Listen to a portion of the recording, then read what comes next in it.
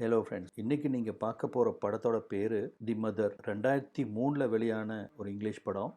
அந்த காலகட்டத்தில் நிறைய சர்ச்சைகளை ஏற்படுத்தின படம். 65 வயசான எல்லாம் தொங்கி போய் கலண்டு போன பாட்டியோட பாடியை 35 வயசான நம்ம ஹீரோக்கு பிடிச்சி போகுது. அதே சமயத்தில் 65 வயசான அந்த பாட்டிக்கு 35 வயசில் இருக்கிற மருமகன் மேலே அடங்காத ஆசை. அதுக்கப்புறம் என்னாச்சு அப்படின்னு தெரிஞ்சுக்க இந்த வீடியோவை முழுசாக பாருங்கள். இந்த மாதிரி வித்தியாசமான படங்கள்லாம் நான் போடும்போது உங்களுக்கு நோட்டிஃபிகேஷன் வந்து சேரணும்னா நம்ம சேனலை சப்ஸ்கிரைப் பண்ணி வச்சுக்கோங்க. அந்த பெல் பட்டன் ஐக்கானை கிளிக் பண்ணுறது முக்கியம். அப்புறம் இந்த வீடியோக்கு ஒரு லைக்கை போட்டுட்டு ஹைப் பண்ண மறக்காதீங்க. இதை நீங்கள் பண்ணினீங்கன்னா எனக்கு ரொம்ப சப்போர்ட்டிவாக இருக்கும். சரி, வாங்க இப்போ படத்தை பார்த்துடலாம். படத்தோட ஆரம்பத்திலேயே இந்த வயசான கப்பிள்ஸ் தான் காமிக்கிறாங்க.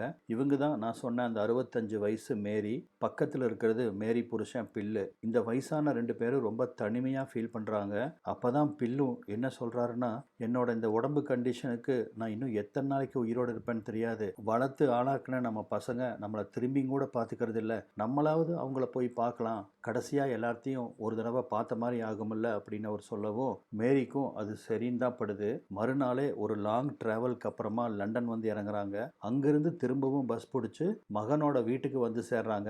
மகன் பேரு பீட்டரு, அவன் பொண்டாட்டி பேரு நேட்டு. வந்து பெல் அடிக்கவும் நேட்டு தான் வந்து கதவை திறக்கிறா. இந்த ரெண்டு பெருசுகளை பார்த்ததும் அவ மூஞ்சி போற போக்க பார்க்கணுமே, இதுக தொல்லை தாங்காம தானே ரொம்ப தூரம் தள்ளி வந்திருக்கோம், திரும்பவும் எதுக்கடா இதுக்கு வந்திருக்கு அப்படின்னு அவங்கள ரொம்ப வெறுப்பா பார்க்கறா. இருந்தாலும் உதட்டளவுல சிரிச்சு வச்சுட்டு வாங்க உள்ள அப்படின்னு வரவேற்கிறா. பீட்டருக்கு 2 குழந்தைங்க. ஆனா அதுகளுக்கு வந்தது யாருன்னு கூட தெரியல. வந்தவங்க அந்த குழந்தைகளுக்காக நிறைய கிஃப்ட் எல்லாம் வாங்கிட்டு வந்திருக்காங்க. அதுகளெல்லாம் அந்த குழந்தைகளுக்கு கொடுக்குறாங்க. ஆனா அந்த குழந்தைங்க அதுக்கெல்லாம் பெரிய விஷயமா எடுத்துக்கல. அது ஒன்றும் பெருசா சந்தோஷத்தையும் காமிச்சுக்கல. அந்த லட்சணத்துல தான் இவங்க குடும்ப உறவே இருக்கு. வந்ததுல இருந்து மேரியும் பார்க்கறா. மகனாகட்டும் மருமகளாகட்டும் இவங்களை கண்டுக்கவே இல்லை. ரொம்ப பரபரப்பா அவங்க வேலைகளுக்கு கிளம்பி போயிட்டு இருக்காங்க. சொல்லாம கொள்ளாம வந்துட்டா அப்படின்னு மருமகளுக்கு முகத்துல எள்ளும் கொள்ளும் வெடிக்குது. எல்லாரும் அவங்கவுங்க வேலைக்கு போயிட, பசங்களும் ஸ்கூலுக்கு போயிடுறானுங்க. இந்த 2 பெருசுகளும் இங்க வந்தும் தனிமையில தான் உட்காந்துட்டு இருக்குதுங்க. அப்பதான் பாத்தீங்கன்னா அந்த வீட்டுல டேனின்னு ஒருத்தன் கார்பென்ட்ரி ஒர்க் எல்லாம் பார்த்துட்டு இருக்கான். அங்க இருக்கிற கதவு ஜன்னலையெல்லாம் ட்ரில் போட்டுட்டு இருக்கான். ஓ, இவன் நம்ம பையன் பீட்டரோட ஃப்ரெண்டு போல் இருக்கு அப்படின்னு இவங்க நினைச்சுக்கிறாங்க. ஆனா ஆக்சுவலா இவன் பீட்டரோட ஃப்ரெண்ட் இல்ல, இவங்க பொண்ணு சாராவோட லவ்வரு. இவன் தான் டெய்லி சாராவை ட்ரில் போட்டுட்டு இருக்கான். அது தெரியாம இவங்களும் அவங்களோட பேசி பழகுறாங்க. சரி, நம்ம பையனும் மருமகளையும் பார்த்துட்டோம், பொண்ணை போய் பார்க்கலாம் அப்படின்னு முடிவெடுத்து 2 பெருசுகளும் பொண்ணோட வீட்டை கஷ்டப்பட்டு கண்டுபிடிச்சு வராங்க. இவங்களை பார்த்ததுல பொண்ணுக்கு ரொம்ப சந்தோஷம். கட்டி தழுவி வரவேற்கிறா. இவ பாத்தீங்கன்னா ரொம்ப ஃப்ரீ ஸ்டைலா வாழக்கூடியவ. எப்பெல்லாம் சம்பவம் பண்ணணும்னு தோணுதோ அப்பெல்லாம் யார் அவளுக்கு பிடிச்சிருக்கோ அவங்க கஞ்சியை குடிச்சு தாகத்தை தீர்த்துக்குவா. இதுக்காக போய் ஒருத்தனை கல்யாணம் பண்ணி அவனுக்கு பணிவடையெல்லாம் செய்யறதுல இவளுக்கு விருப்பம் இல்லை. லைஃபை ரொம்ப ஜாலியா வாழ்ந்துட்டு போகணுமா அப்படின்னு சொல்லக்கூடியவ. ஆனா தனியா இருந்தா போர் அடிக்கும் அப்படிங்கறதுக்காக ஒரு சின்ன பையனை தத்தெடுத்து வளர்த்திட்டு இருக்கிறா. பொண்ணை பார்த்த சந்தோஷத்துல அன்னைக்கு நைட்டு எல்லாரும் உட்காந்து ரொம்ப சந்தோஷமா டின்னர் சாப்பிடுறாங்க. இதுதான் பில்லோட கடைசி டின்னரு. திடுதுப்புன்னு அவருக்கு நெஞ்சு வலி வர கொலாப்ஸ் ஆகி கீழே விழுகிறாரு. உடனடியா அவர் ஹாஸ்பிட்டலுக்கும் தூக்கிட்டு போறாங்க. ஆனா டாக்டர் அவர் ஏற்கனவே இறந்துட்டாரு அப்படின்னு சொல்ல மேரி அடுத்தது என்ன பண்றதுன்னு தெரியாம நிற்கதியா நிக்கிறாங்க. அம்மாவோட நிலைமையா பார்த்த பீட்டரும் மனசு கேட்காம நீ இங்க இருக்க வேண்டாமா, எங்க கூட வந்து இரு அப்படின்னு சொல்லிட்டு அம்மாவை தன்னோட வீட்டுக்கு கூட்டிட்டு வந்துடுறான். என்னடா போகும்போது தனியா போனா, வரும்போது ஜோடியா வந்திருக்கானே, அதுவும் அவங்க அம்மாவை கூப்பிட்டு வந்திருக்கானே அப்படின்னு மருமகளுக்கு செம கடுப்பு. புருஷனையா தனியா எழுத்துட்டு போய், யோ உனக்கு கொஞ்சமாவது அறிவு இருக்கா, நம்மளே இங்க 3 வேளை சோத்துக்கு சிங்கி அடிச்சிட்டு இருக்கிறோம், இதுல அவங்க அம்மாவை வேற கூப்பிட்டு வந்து உட்கார வச்சு அந்த அம்மாவுக்கு சோறாக்கி போட சொல்றியா, உனக்கெல்லாம் கொஞ்சம் கூட பொறுப்பே இல்லையாயா, உங்க அம்மாக்கு தான் ஊர்ல வீடு இருக்குல்ல, நீ பேசாம இருந்தா அவங்க அங்க போயிருப்பாங்க, நம்மளுக்கு தாயா தேவையில்லாத பாரம் அப்படிங்கிறா. என்னடி எங்க அம்மாவை நிர்கதியா நடு ரோட்ல விட சொல்றியா அப்படின்னு பீட்டரும் முறுக்க, என்னையா சத்தமெல்லாம் ரொம்ப ஓவரா வருது, என்ன உங்க அம்மா இருக்கிற தைரியமா அப்படின்னு புருஷனை அவ ஒரு புடி பிடிச்சிட்டு போறா. இதையெல்லாம் கேட்டுட்டு இருந்த அந்த கார்பெண்டர் டேனியும், நேட்டு உனக்கும் 2 குழந்தைங்க இருக்கு, நாளைக்கு உனக்கும் வயசாகும், அவங்க உன்னை இந்த மாதிரி பண்ணுனா உனக்கு எப்படி இருக்கும் அப்படிங்கிறத கொஞ்சம் நினைச்சு நினச்சி பார்த்துக்கோ, வாழ்க்கைங்கிறது ஒரு வட்டங்கிறத மறந்துடாதே அப்படிங்கிறான். ஆனால் அவனுக்கு பதில் சொல்லாமல் நேட்டவனை முறைச்சிட்டு போயிடுறா. இவங்க சண்டையை பாட்டியம்மா காது கேட்டுடுறா. மனசு ரொம்ப வலிக்குது. மனசு சரியில்லைப்பா, நான் வெளியே அப்படியே ஒரு வாக்கிங் போயிட்டு வரேன் அப்படின்னு சொல்லிட்டு வெளியே வந்த பாட்டியம்மாவும் பக்கத்தில் ஒரு பார்க் இருக்கு, அங்கே போய் உட்கார்றா. அங்கே பார்த்தீங்கன்னா நிறைய பெற்றவங்க குழந்தைகளை கூப்பிட்டு வந்து விளையாட வச்சிட்டு இருக்காங்க.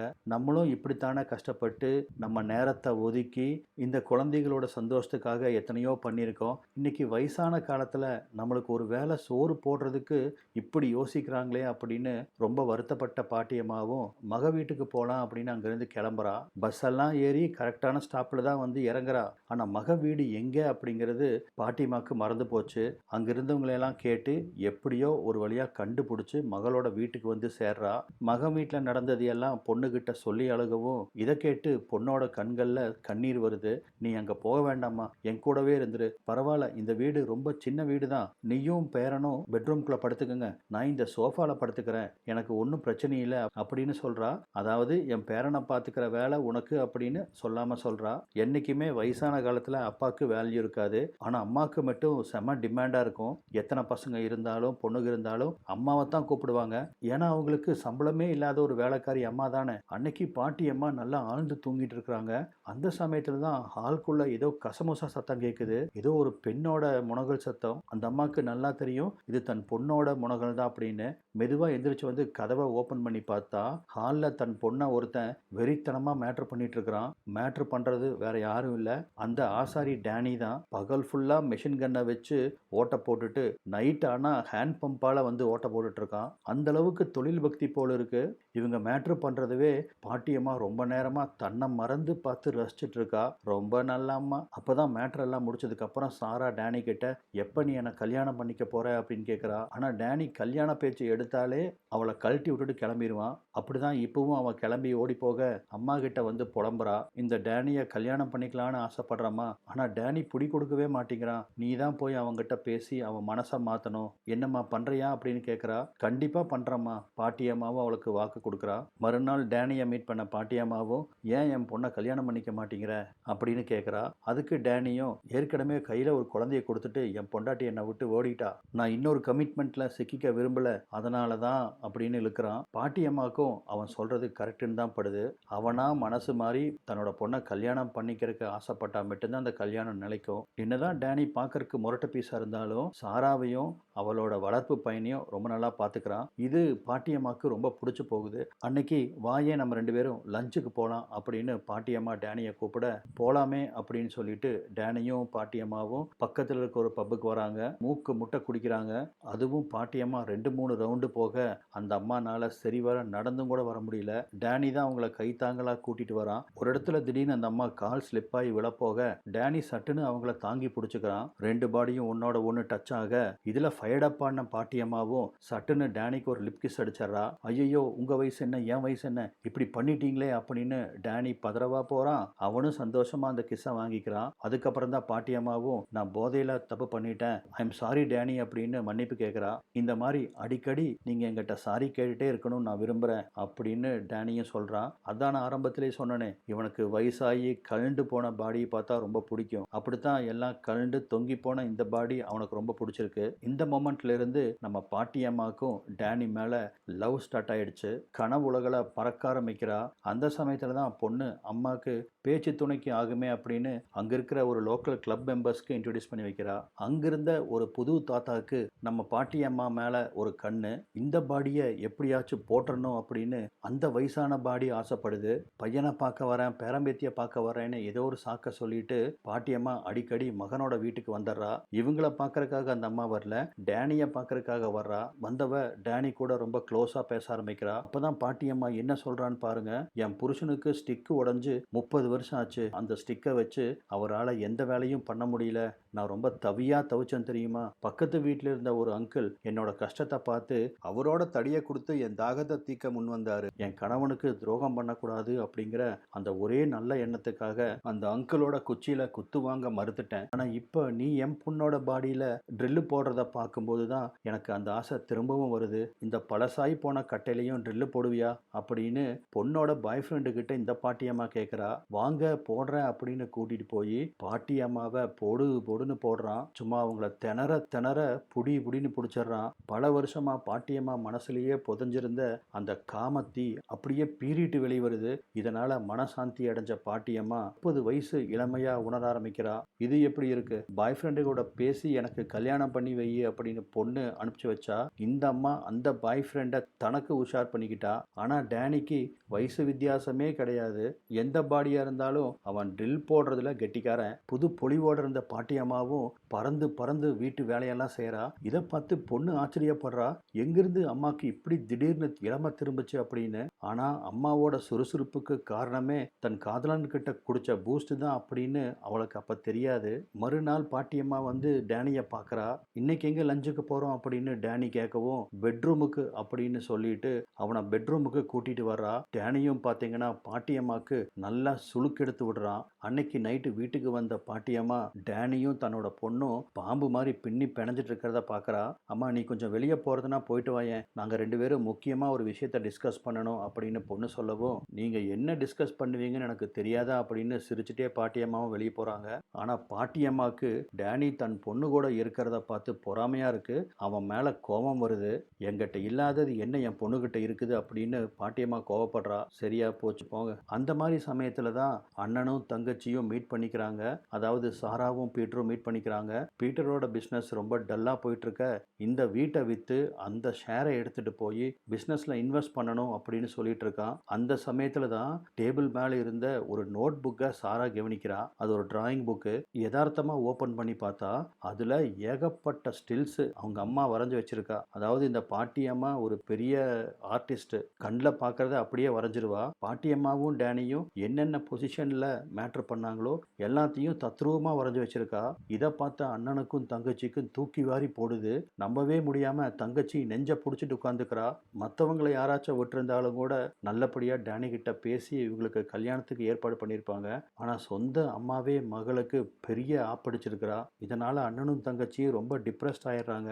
இதை டேனி கிட்ட கேட்க போறேன் அப்படின்னு அங்க வேலை செஞ்சுட்டு இருக்க டேனிய சாரா பார்க்கறா. ஆனா பீட்டர் இதை பத்தி எதுவும் கேட்க வேண்டாம், அவங்க கிட்ட இதை பத்தி கேட்காமையே இந்த தப்பான உறவுக்கு ஒரு முடிவு பண்ணணும் அப்படின்னு சொல்றான். அம்மாவை எப்படி டேனி கிட்ட இருந்து கழட்டி விடணும் அப்படின்னு யோசிச்ச சாரா ஒரு ஐடியா பண்றா. அந்த லோக்கல் கிளப்ல ஒரு தாத்தா பாட்டி மேல கண்ணு வச்சிருந்தாரு இல்லையா, அந்த தாத்தா கூட பாட்டி அம்மாவை பழக விடுறா. அந்த தாத்தாவும் பாட்டி அம்மாவை பார்த்ததுல இருந்து கலண்டு உழுகிற பேண்ட்டை இழுத்து பிடிச்சிட்டே இருக்காரு. இன்னைக்கு எப்படியும் இந்த அம்மாவை பிடிச்சிட வேண்டியதான் அப்படின்னு முடிவு பண்ண அந்த தாத்தாவும், வாவே டின்னர் சாப்பிட்டு என் வீட்டை சுத்தி காமிக்கிறேன் அப்படின்னு பாட்டி அம்மாவை கூப்பிட்டு போய் நல்லா நல்லா டின்னர் வாங்கி கொடுக்குறாரு. ஏன்னா உடம்புல தெம்பு வேணுமில்ல. அதுக்கப்புறம் வீட்டை சுத்தி காமிக்கிறேன் பேர் வழின்னு பாட்டியை வீட்டுக்கு கூட்டிட்டு போய் வேண்டாம் வேண்டான்னு பாட்டி மறுக்க பாட்டிக்கு நல்லா சுத்தி காமிச்சிடுறாரு. ஆனா பாட்டியம்மாளுக்கு பாருங்க, இந்த வயசானவனை பிடிக்கல. நல்ல கட்டுக்கோப்பா இருக்கிற பொண்ணோட பாய் ஃப்ரெண்டான டேனியை தான் பிடிச்சிருக்கு. அதனால அந்த தாத்தாவோட முயற்சிக்கு எந்த விதமான ஒத்துழைப்பும் கொடுக்காம செவனேன்னு படுத்துக்கிறா. அந்த தாத்தா கூட வீட்டில் இருக்க முடியாம பாட்டியம்மாவும் ராத்திரி நேரம் கூட பார்க்காம பொண்ணோட வீட்டுக்கு வந்துடுறாங்க. கதவை திறந்த பொண்ணு அம்மாவை வீட்டுக்குள்ள விடல. இனிமேல் நீ அந்த தாத்தா கூட இருக்கிறதாமா உனக்கும் நல்லது எனக்கும் நல்லது. உன்னை அம்மான்னு நம்பி உள்ள விட்டம் பாரு, அதுக்கு நல்லா என்னைய செஞ்சுட்ட, நீ அந்த தாத்தா வீட்டுக்கே போ அப்படின்னு சொல்லி மூஞ்சில் அடிச்ச மாதிரி கதவை சாத்திடுறா. பாட்டியம்மாக்கும் வேற வழி இல்லை. ஆனா அந்த தாத்தா கூட போறக்கு பிடிக்கல. அதுக்கு பதிலாக மகன் வீட்டுக்கு வர்றா. ஆனா மகனும், இதோ பாருமா உனக்கு இந்த வீட்டில் இடம் இல்லை, உனக்கு தான் ஊர்ல வீடு இருக்கு, பென்ஷன் வருது, அப்புறம் எதுக்காக எங்களை பிடிச்சி தொங்கிட்டு இருக்க, ஊருக்கு போக வேண்டியதானே அப்படின்னு பேசவும், இதையெல்லாம் காது கேட்டுட்டு இருந்த டேனி, உனக்கெல்லாம் கொஞ்சமாவது மனசாட்சி இருக்காடா அப்படின்னு பீட்டர்கிட்ட வந்து சண்டைக்கு ஏறுறான். உனக்கு மனசாட்சி இல்லாம போனனால தாண்டா எங்க குடும்பம் இப்படி துண்டாய் கிடக்குது, நீ மூடிட்டு உன் வேலையை பாடுறா அப்படின்னு பீட்டரு டேனியை எகிர்றான். கோவமா இருக்கிற டேனியை சாந்தப்படுத்துறதுக்காக பாட்டியம்மாவும் வா பெட்ரூமுக்கு போனா அப்படின்னு கூப்பிட, உனக்கு இதுதானே வேணும், இந்த பாத்துக்க அப்படின்னு அங்கேயே திறந்து காமிக்கிறான். அப்பதான் பாட்டியம்மா என்ன சொல்றான்னு பாருங்க. இதோ பாரு டேனி, உன் பொண்டாட்டி உன்னை விட்டு ஓடிட்டா, எனக்கும் புருஷன் செத்து போயிட்டான், நம்ம 2 பேரும் வேற எங்காச்சும் போய் சந்தோஷமா வாழலாமே அப்படின்னு சொல்ல, எத்தனை நாளைக்கு தான் டேனி அந்த தொங்கி போன உடம்பவே பார்ப்பான். 2-3 தடவை பண்ண உடனே அவனுக்கு இப்ப போர் அடிக்க ஆரம்பிச்சிருச்சு. அதனால அவன் பாட்டியம்மா மேல கோவப்படுறான். ஆனா அவன் கோபம் அதை பத்தி இல்ல. பாட்டியம்மாக்கும் டேனிக்கும் இருக்கிற உறவு சாராக்கு தெரிஞ்சு போக அவ இவனை வீட்டுக்குள்ளேயே வந்துராதடா அப்படின்னு வீட்டு கதவை சாத்திடுறா. அந்த கடுப்புல இருக்கான் அவன். ஏன்னா சாரா கிட்ட நிறைய பணம் இருக்கு. டேனிக்கு பெரிய அளவுக்கு தொழில்னு ஒன்று இல்லை. அதனால சாரா கூட இருக்கிற வரைக்கும் காசு செலவு பண்றதுக்கு பஞ்சம் இல்லாம இருந்துச்சு. இப்ப இந்த பாட்டியம்மானால அது போயிருச்சே அப்படிங்கிற கடுப்பு அவனுக்கு. அப்பதான் டேனியும் உண்மையெல்லாம் ஒத்துக்கிறான். எனக்கு உன் மேல காதல்லாம் கிடையாது, ஒரு இனக்கவர்ச்சி தான். இதுக்கு மேல உன்னை போடுறதுக்கும் எனக்கு விருப்பம் இல்லை. ரொம்ப போர் அடிச்சு போச்சு. அதனால உன் வழியை பார்த்துட்டு நீ போ, என் வழியை பார்த்துட்டு நான் போறேன் அப்படின்னு பாட்டிக்கு ஒரு பெரிய குட் பை சொல்லிடுறான். பாட்டியம்மாவுக்கு டேனி தன்னை காதலிக்கல அப்படின்னு சொன்னது மிகப்பெரிய அதிர்ச்சி. இதனால மனசுடைஞ்சு போன பாட்டியம்மாவும் டேனி இல்லைனா இனி எனக்கு வாழ்க்கையே வேண்டாம் அப்படின்னு சொல்லிட்டு கிச்சனுக்கு வந்து ஒரு கத்தி எடுத்து, அந்த சமயத்துல நல்ல வேளையா பொண்ணு வந்து அவங்க அம்மாவை காப்பாத்துறா. அப்பதான் பொண்ணு, நீ எல்லாம் ஒரு அம்மாவா? என் கல்யாணத்தை பத்தி போய் பேசுனா என் பாய் ஃப்ரெண்டுவே உஷார் பண்ணி எனக்கே துரோகம் பண்ணியிருக்க. உனக்கெல்லாம் கொஞ்சமாவது மனசாட்சி இருக்கா? இந்த வயசுல உனக்கு எதுக்கு அரிப்பு? என்னைக்கு இந்த வீட்டுக்குள்ள வந்தையோ அதுக்கப்புறம் தான் என் வாழ்க்கையே நாசமா போச்சு. உன்னை பார்க்கறக்கே எனக்கு பிடிக்கல. நீ செஞ்ச செயலுக்கு உன்னை கொல்லணும் போல இருக்கு. ஆனா அம்மாவா போயிட்ட. அதனால அப்படின்னு சொல்லிட்டு எந்திரிச்சு பக்கத்துல வந்து பொக்குன்னு பாட்டியம்மா மூஞ்சிலேயே ஒரு குத்து வைக்கிறா. பாட்டியம்மாவும் தான் பண்ணினதுக்கு தண்டனையா அந்த குத்தை வாங்கிக்கிறா. இப்ப மறுநாள் பொண்ணு கூட தன்னோட பையன் வீட்டுக்கு வரா. கதவை திறந்த மருமக பாட்டியம்மா மூஞ்சில் இருக்கிற காயத்தை பார்க்கறா. அவளுக்கு உள்ளுக்குள்ள சந்தோஷம், ஆனா வெளியே காமிச்சுக்கல. அப்பதான் பாட்டியம்மாவும் உங்களுக்கெல்லாம் ஃபைனலா ஒரு குட் பை சொல்ல வந்தேன் அப்படின்னு அவங்களுக்கெல்லாம் குட் பை சொல்லிட்டு போறா. திரும்பவும் தனிமையான வாழ்க்கை. நைட்டெல்லாம் தூக்கம் வராம பெட்ல இப்படிக்கா அப்படிக்கா திரும்பி படுத்துட்டு இருக்கா. அப்பதான் முடிவு பண்றா, ஆசாரி போனா என்ன, டெய்லர் இருக்கான், தூத்துக்குடி கொத்தனார் இருக்கா, இவனகிட்ட போய் நின்னா தூக்கி போட்டு குத்தவா மாட்டானுங்க அப்படிங்கிற உயர்ந்த கொள்கையோட கையில் இருக்கிற மிச்ச மீதி காசெல்லாம் எடுத்துட்டு கிளம்புறா. ஸோ இனி பாட்டியம்மா தினம் தினம் புதுசு புதுசா குத்து வாங்குறது நிச்சயம். இதோட இந்த படமும் முடியுது. இந்த வீடியோ பார்த்ததுக்கு நன்றி.